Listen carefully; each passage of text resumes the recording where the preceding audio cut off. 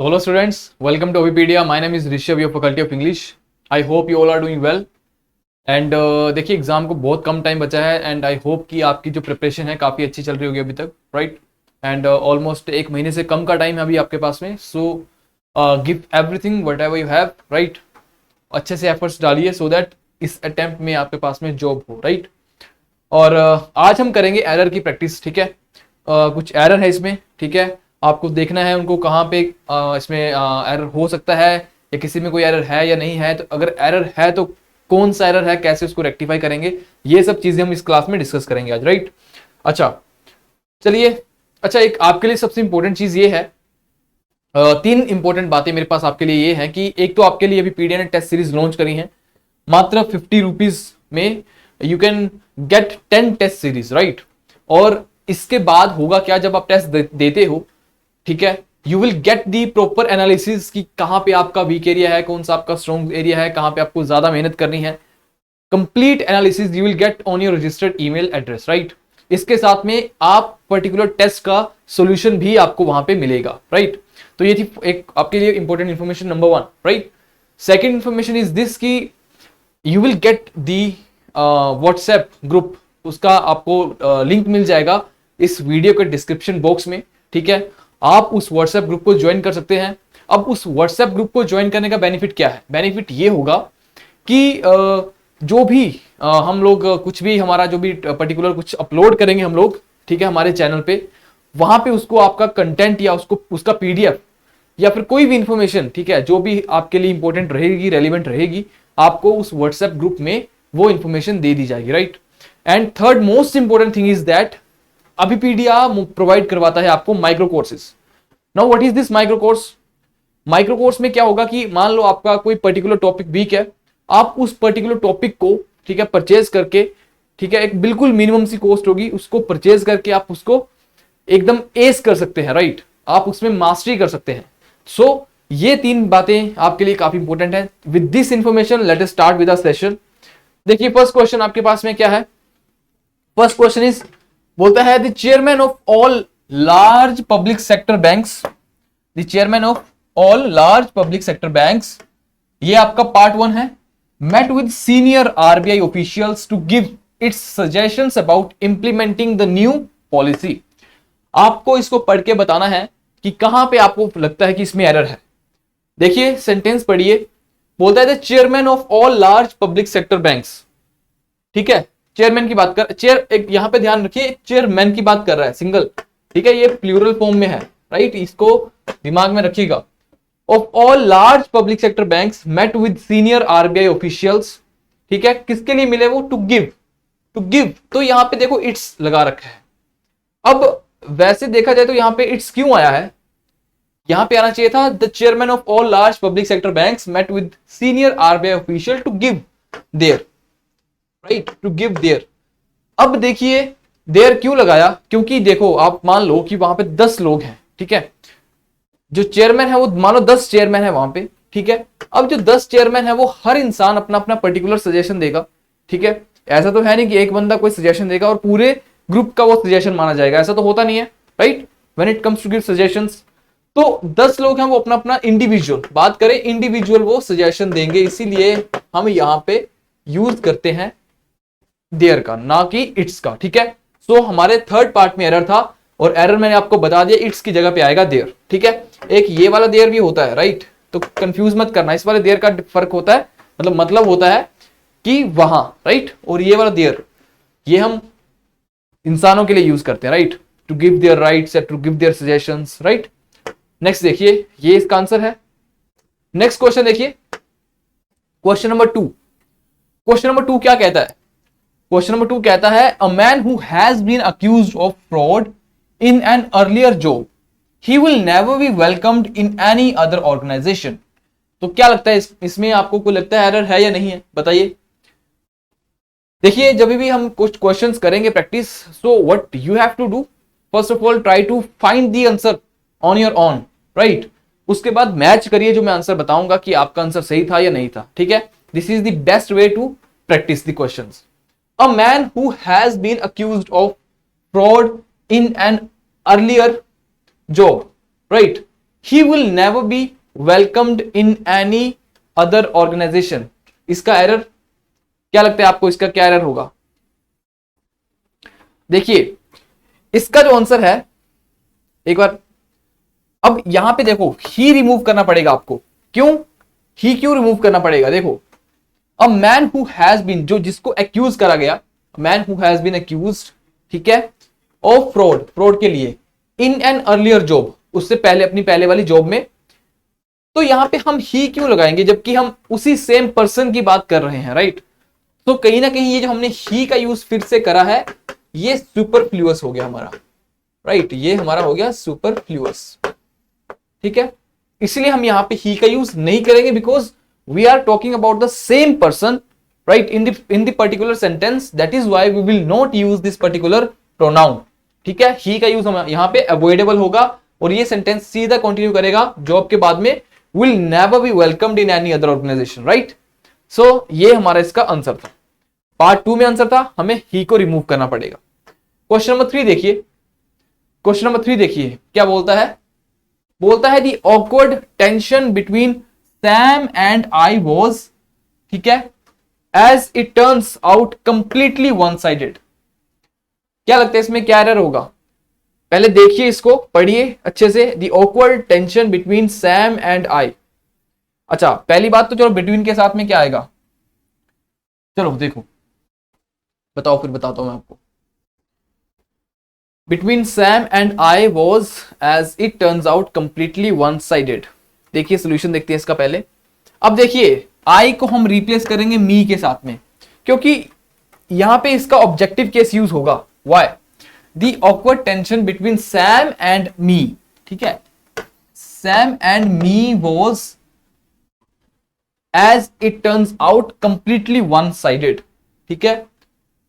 यहां पे हमारा इसका कौन सा केस यूज होगा?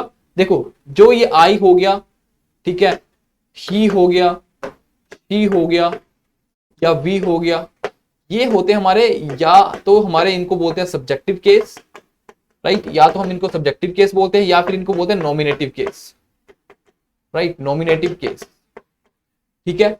बट ये जो हमारा मी है, आई का अगर ऑब्जेक्टिव केस की बात करूं तो ये हमारा मी होता है, ही का क्या होता है? ही का हिम होता है, शी का हर होता है, वी का अस होता है, ठीक है। ये इनके ऑब्जेक्टिव केसेस है, राइट? तो यहां पे हम लोग सैम के साथ में उसके बाद ऑब्जेक्टिव केस यूज करेंगे, ठीक है ना? समझ आ गई बात? अच्छा, एक चीज और मैं आपको बताना चाहूंगा कि हम मान लो 3 पर्सन्स आप साथ में यूज कर रहे हो, first person, second person, third person, right? First person, second person और थर्ड पर्सन आपको एक साथ सेंटेंस में यूज करने हैं, और सेंटेंस का जो सेंस है वो एक अच्छा सेंस है, राइट? वो एक अच्छा सेंस है। तो आपको किस तरीके से यूज करना है बताओ, आपको किस तरीके से उस पर्टिकुलर उस सेंटेंस में इनका यूज करना है, बताइए। अगर सेंस गुड सेंस में बात कर रहा है, वो गुड सेंस में बात कर रहा है, तो कैसे यूज करना है बताइए। चलो, ये फॉर द टाइम बीइंग आपके लिए एक होमवर्क है, ठीक है। एक इसी के बाद में मान लो उनका गुड, एक तो ये गुड सेंस की बात कर रहा है, फिर होता है बैड सेंस, ठीक है, या फिर मैं इसको वीडियो के लास्ट में बताऊंगा। बैड सेंस, राइट, कि मान लो उन्होंने कोई चोरी की, ठीक है, कोई डकैती की, कोई चोरी, कोई लड़ाई, कोई क्रिमिनल चार्ज किसी के ऊपर लगा है, तो उस सेंस में हम तीनों पर्सन्स को किस वे में अरेंज करेंगे, ठीक है, ये आपको बताना है मुझे, ठीक है। कमेंट करिएगा इसका, और ट्राई करिएगा कोई सेंटेंस फ्रेम करके इसका कमेंट करिएगा, राइट?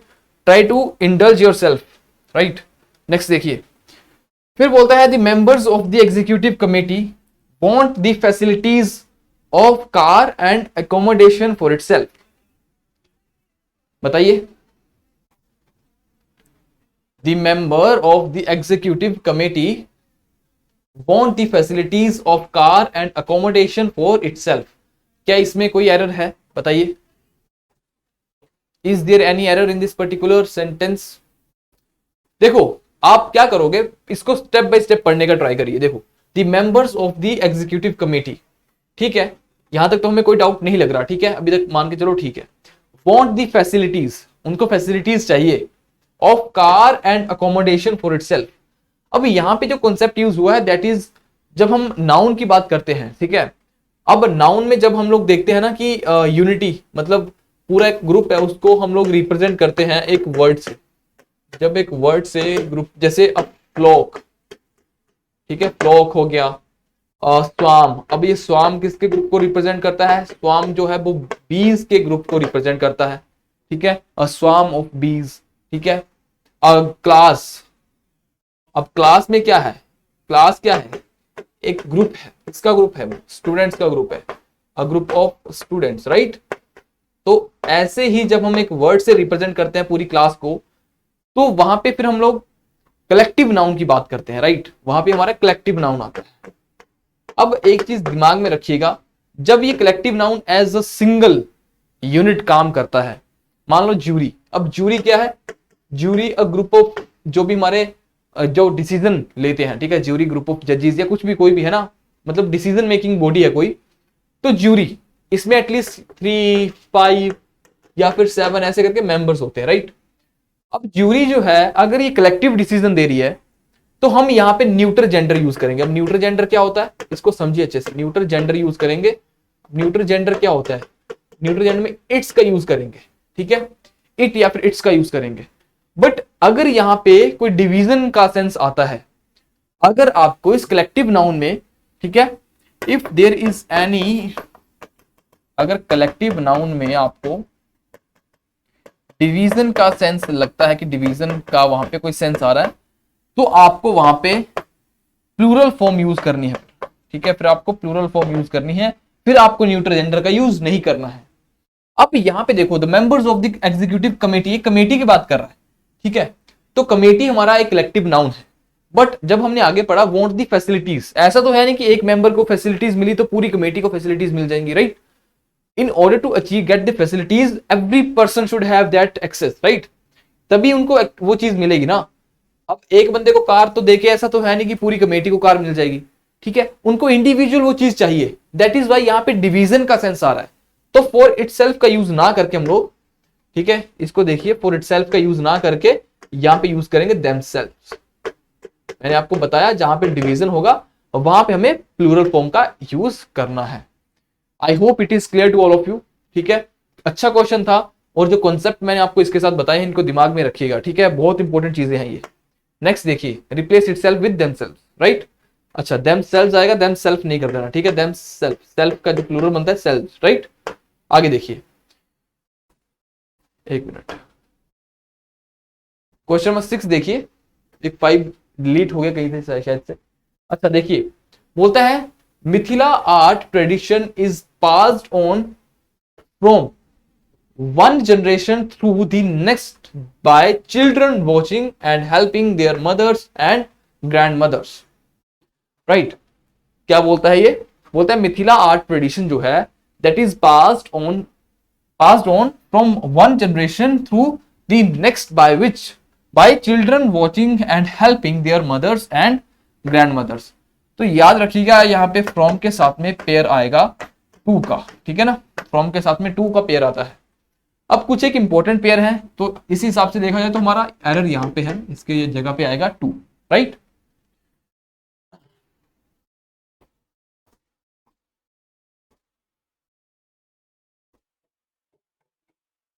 ओके, अब कुछ एक इंपॉर्टेंट पेयर है मैं जो आपको बताऊंगा अभी, आपको उनको दिमाग में रखना है, ठीक है, ठीक है। ये इसका सोल्यूशन था, जस्ट अ मोमेंट। अब ये जो चीजें बताने वाला हूं इनको याद रखिएगा। देखिए, नाइदर के साथ में आपका, नाइदर के साथ में नोर आता है, राइट। आइदर के साथ में आपका आता है और, ठीक है। बोथ के साथ में आपका आता है एंड, ठीक है। बिटवीन के साथ में भी आपका आता है एंड, राइट। अब और कौन सा होता है? अच्छा, स्कार्सली, हार्डली के साथ में क्या आता है आपका? हार्डली के साथ में आएगा आपका व्हेन, राइट। अच्छा, और कौन सा होता है?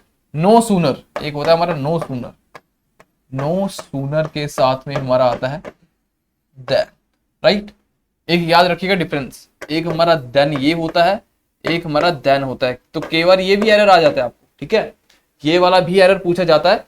तो देन और देन का डिफरेंस पता होना चाहिए आपको। देन का मतलब होता है तब, राइट, इसका मतलब होता है तब, और इसका मतलब होता है जब हम कंपैरिजन करते हैं, ठीक है, देन के बजाय, ठीक है, के बजाय रादर देन, राइट। चलो, तो ये कुछ एक हमारे इंपॉर्टेंट हमारे पेयर है, राइट। इनका दिमाग में ध्यान रखिएगा, नाइदर नॉर, आइदर और, ये दो इंसानों के लिए यूज होता है, ये भी दो के लिए यूज होता है, ठीक है।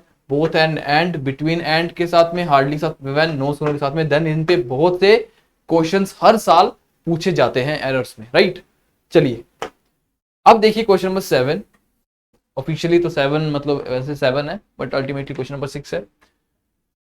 The ghats in Banaras were very crowded but we were able to watch the Ganga aarti clearly, ठीक है। The ghats in Banaras were very crowded. जो बनारस के घाट थे वो काफी ज्यादा क्राउडेड थे, बट अब जब बट लग जाता है सेंटेंस में, उसके बाद क्या होता है, बट के बाद में हमेशा आपकी कॉन्ट्राडिक्शन आती है, राइट। बट जो है वो कॉन्ट्राडिक्शन को रिप्रेजेंट करता है। तो जब भी बट लगेगा तो कुछ ना कुछ उल्टा होएगा, राइट। यहाँ पे घाट्स इन बनारस वर, वो काफी ज्यादा क्राउडेड थे। अब ऑलरेडी नेगेटिव चीज हो चुकी है, तो इसके बाद जो कॉन्सिक्वेंस होगा इसका या कॉन्ट्राडिक्शन होगी वो अपोजिट होगी इसकी, राइट। अगर पहले बुरा हुआ है तो बाद अच्छा होगा, या बाद में बुरा हुआ तो पहले अच्छा होगा, ठीक है। कुछ ना कुछ कॉन्ट्राडिक्शन रहेगी ही रहेगी। But we were able to watch the Ganga aarti clearly. तो देखा जाए तो इस सेंटेंस में कोई भी एरर नहीं है। This sentence is absolutely correct, right. There is no error in this sentence. Okay, question number 8 देखिए।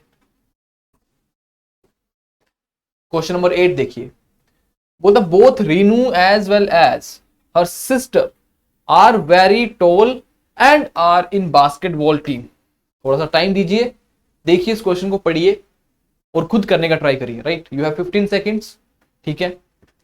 देखिए इस क्वेश्चन को और बताइए कि इसमें क्या एरर आपको लगता है जो आ सकता है। What can be the error.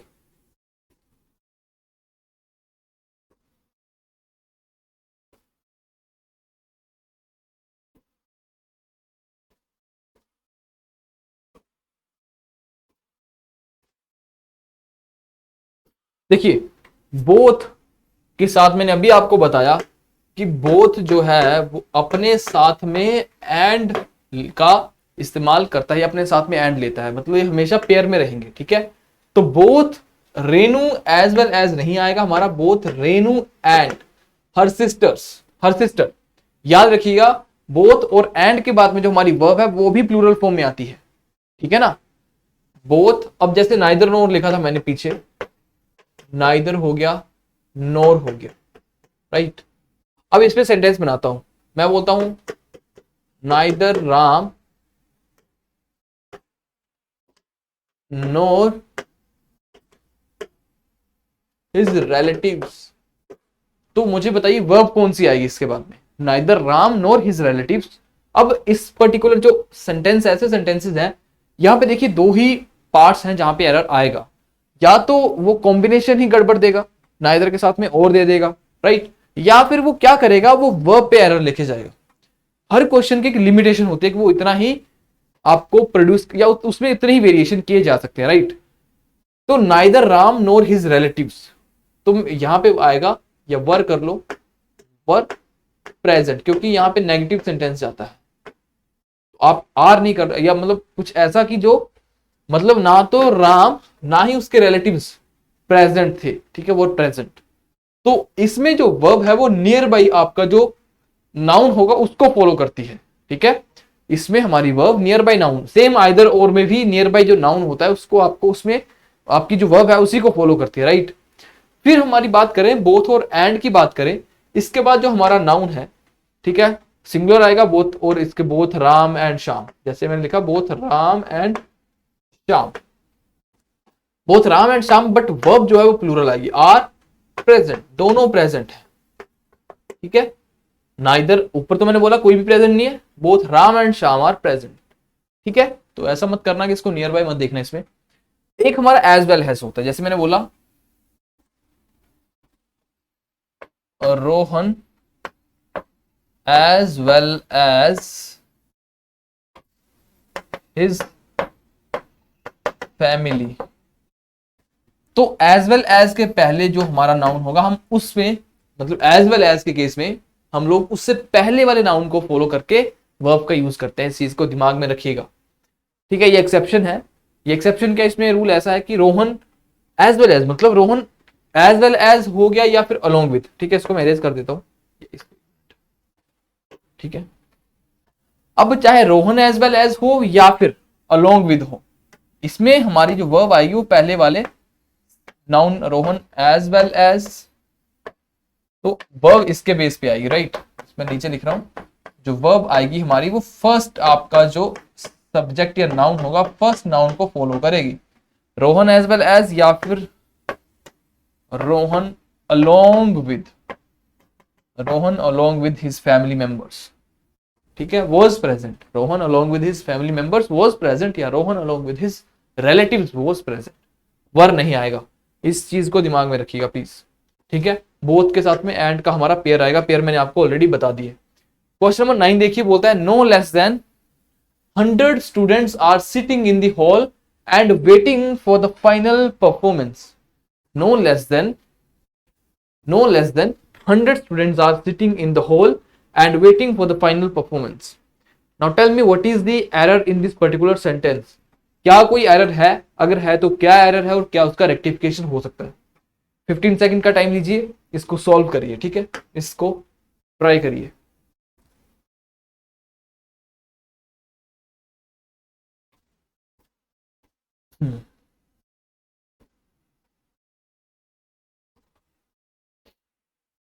अच्छा, अब एक चीज बताओ मुझे, मैं आपको बताता हूं लेस।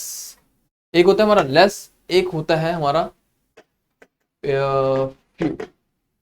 लेस और फ्यू, क्या फर्क है दोनों में? What is the difference between less and few? बताएगा कोई? क्या डिफरेंस हो सकता है इसमें?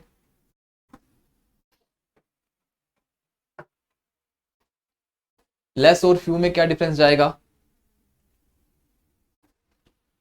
देखिए, लेस जो है हम इसको क्वांटिटी के लिए यूज करते हैं, इसको क्वांटिटी, इसको नंबर, इसको नंबर्स के लिए यूज करा जाता है। इसको दिमाग में रखिएगा, ठीक है। तो यहां पे हम 100 स्टूडेंट्स की बात कर रहे हैं, तो 100 स्टूडेंट जो है ये नंबर है, ठीक है, ना कि क्वांटिटी, ठीक है। क्वांटिटी नहीं है ये। तो यहां पे हम आएगा, हमारा आएगा नो फ्यूअर देन, ठीक है। नो फ्यू नहीं, फ्यूअर आएगा, नो फ्यूअर देन। कंपेयर चल रहा है ना, तो कंपेयर के साथ में हम कौन सी, देन का मतलब क्या होता है? देन हमारा दिखाता है कंपैरिजन। देन हमारा किसको रिप्रेजेंट करता है? ये करता है कंपैरिजन को रिप्रेजेंट। अब कंपैरिजन होगा तो हमारी 3 डिग्रीज होती हैं, ठीक है। एक पॉजिटिव डिग्री, एक हमारी पॉजिटिव डिग्री, दूसरी आती है हमारी comparative degree, comparative degree, third हमारी आती है सुपरलेटिव। ये भी बहुत इंपॉर्टेंट चीज है, ठीक है। 3 हमारी डिग्रीज होती हैं, positive, comparative, superlative, right. Positive degree जैसे मैंने लिखा गुड, फिर मैंने लिख दिया बेटर, फिर मैंने लिख दिया best, right. Good, better, best, ये मेरी 3 डिग्रीज है, राइट। पॉजिटिव डिग्री गुड हो गई। जब मैं बोलूंगा he is better than me या I am better than he, right. तो अब देखिए, जब हम कंपेयर करेंगे तो हमें देन का यूज करा, इसलिए हम यहां पे फ्यू नहीं लिखेंगे, फ्यूअर लिखेंगे, बिकॉज फ्यू, फ्यूअर, फ्यूएस्ट, वैसे, ठीक है। काफी रेयर सुना होगा, बट फ्यूअर का यूज करेंगे बिकॉज ये हमारा कंपैरिजन को रिप्रेजेंट करती है, ठीक है। समझ आ गई बात? और एक चीज और, सुपरलेटिव डिग्री के साथ में हमेशा द आता है, राइट। जैसे मैंने लिख दिया ही इज द बेस्ट, तो उसके साथ में दी बेस्ट आएगा, राइट। इस चीज का दिमाग में ध्यान रखिएगा, ठीक है।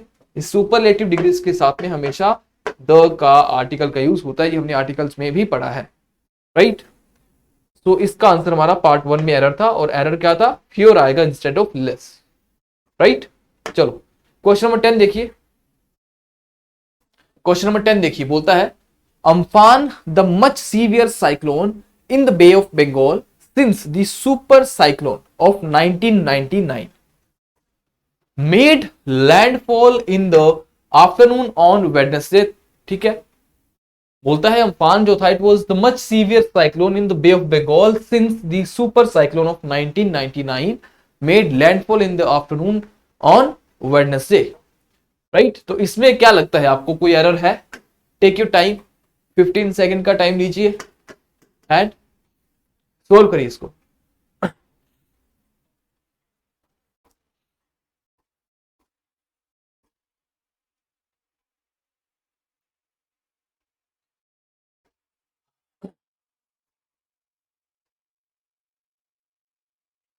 ठीक है, अब देखो मैंने आपको एक चीज बताई, अब बोलता है दी अम्फान, ये अम्फान जो था एक हमारा साइक्लोन आया था रिसेंटली, ठीक है, शायद 2020 में आया था if I am not wrong, the much severe cyclone. तो अब वो बात कर रहा है कि मच सीवियर क्यों आएगा, मच की जगह यहाँ पे आएगा मोस्ट, क्योंकि वो कंपेयर करना चाहता है। और मैंने आपको अभी बताया जस्ट कि द जो है वो अपने साथ में सुपरलेटिव लेगा, या अगर सुपरलेटिव डिग्री है तो वो अपने साथ में द का यूज करेगा, मतलब द उसके साथ में आएगा ही आएगा, इसमें कोई भी दो राय नहीं होनी चाहिए आपको। ठीक है, तो द के साथ में मोस्ट आएगा, Amphan the most severe cyclone, ठीक है, not the much severe. Is it clear? I hope चीजें आपको समझ आई होंगी। ठीक है, पार्ट 1 में इस पे एरर था, मोस्ट सीवियर आएगा ना कि द मच सीवियर। ठीक है, ऐसे ही एरर्स को प्रैक्टिस करिएगा। ठीक है, बाकी आपको sessions till your exam, not till your exam, right, आपके एग्जाम के लास्ट फेज तक, right, even like in your जो भी आपका सेकंड फेज आएगा, मेंस आएगा। ठीक है, बने रहिए हमारे साथ में, a lot of things on the way and definitely वो चीजें आपको हेल्प करेंगी। ठीक है, अच्छा, उसी से आपके रिलेटेड एक इंफॉर्मेशन मेरे पास ये है, मैंने आपको बताया था कि हमारे माइक्रो कोर्सेज के बारे में, राइट। अब माइक्रो कोर्सेज का बेनिफिट क्या है, अ लॉट ऑफ स्टूडेंट्स, जो कि देखो अभी मैं भी उसी फेज में हूँ, राइट, तो I can understand the thing कि बहुत से बच्चे ऐसे हैं जो शायद पैसे उनके पास नहीं होते इतने कि वो कोई कोर्स परचेज कर सके या फिर कोई कोचिंग ले सके, right, but nowadays things are very different. ठीक है, अब अलग अलग चीजें हैं, ऑपीपीडी आपको प्रोवाइड करवाता है micro courses, right. Micro courses क्या है, ये माइक्रो कोर्सेज में आपको क्या मिलता है, you will get dedicated topics या dedicated lectures, right, dedicated lecture. मान लो आपका कोई पर्टिकुलर सब्जेक्ट है, ठीक है, फॉर एग्जांपल इंग्लिश की बात ही करूं अगर मैं, मान लो इंग्लिश आपकी अच्छी है बट आपको लगता है कि मुझे टेंसेस में थोड़ी सी दिक्कत है, या फिर आपको लगता है कि मुझे कंजंक्शन में थोड़ी सी दिक्कत है, या कुछ भी any kind of topic you feel कि आपको उसमें दिक्कत आ रही है। ठीक है, तो अभी पीटी के साथ में आप क्या कर सकते हो, आप इस पर्टिकुलर टॉपिक को, ठीक है, जो भी इसकी मिनिमम कॉस्ट रहेगी, ठीक है, मतलब ये मेरे हिसाब से शायद 2-5 रुपए से भी स्टार्ट है, राइट, 2-5 रुपए से लेके 15, 20, 25, 30 जो भी, मतलब 30 रुपए तक मान लो। ठीक है, तो कुछ एक टॉपिक्स डिफर करता है टॉपिक वाइज कि कौन सा टॉपिक आप लोगे, तो 15-20 रुपए में आप उस पर्टिकुलर टॉपिक को, आपको कोई पर्टिकुलर पूरा कोर्स परचेज करने की जरूरत नहीं है, right, you can gate particular topic and you can prepare that. ठीक है, तो इससे होगा क्या, आपका टाइम बचेगा, आपके पैसे बचेंगे, एंड जो चीज आपको प्रिपेयर करनी है वो अलोंग विद दैट। अब इस माइक्रो कोर्सेज में होगा क्या, लेक्चर्स होंगे, जो भी आप पर्टिकुलर टॉपिक लोगे लेक्चर्स, प्लस पीडीएफ, जो भी स्टडी मटेरियल होगा पीडीएफ मिल जाएगा आपको, प्लस में MCQ.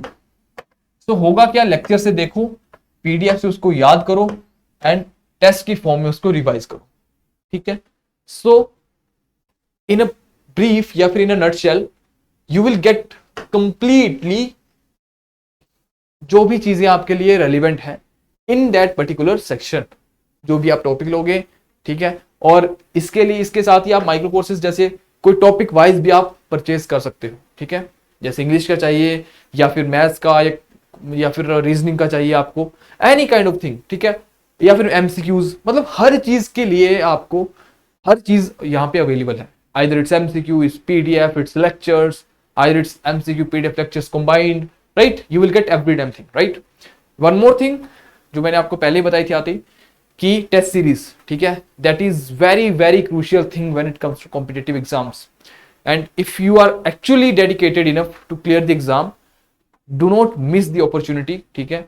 Only in ₹50 you will get 10 test series, जिसका मतलब कि ₹5 पर टेस्ट सीरीज, मतलब पर टेस्ट, जो कि कुछ भी नहीं है आज के टाइम में. ₹5 एक टेस्ट आपको मिल रहा है, ठीक है. पूरा उसका एनालिसिस आपको आपकी मेल पे मिल जाएगा, जो भी रजिस्टर्ड मेल होगी within some period of, जो भी आपको एक डेडिकेटेड टाइम के अंदर वो चीज प्रॉपर एनालिसिस, कौन सा आपका वीक पार्ट है, कौन सा स्ट्रॉन्ग पार्ट है, कहाँ पे आपको ज्यादा मेहनत करनी है, एवरीथिंग यू विल गेट, ठीक है. कंप्लीटली डिटेल्ड एनालिसिस आपको मिल जाएगा, ठीक है. ₹5 पर टेस्ट, कुछ भी नहीं है, ठीक है. Go and join it and give the test, ठीक है, and you will get the idea, right. So with this particular information and with this particular session, I will end the session. मिलते हैं next session में. Till then, take care and bye bye. Thank you very much. Keep supporting. Channel को subscribe करिए, अपने दोस्तों में share करिए, and जो भी आपको डाउट है या कुछ भी any kind of suggestion you want to give, you are always welcome. Comment करिए कि हाँ सर हमें इस लेक्चर पे इस पर्टिकुलर टॉपिक पे वीडियो चाहिए, हमारा ये टॉपिक वीक है, जो भी आपको लगता है, we will definitely consider your valuable comments, right? Thank you very much. मिलते हैं next session में. Till then, take care and bye bye.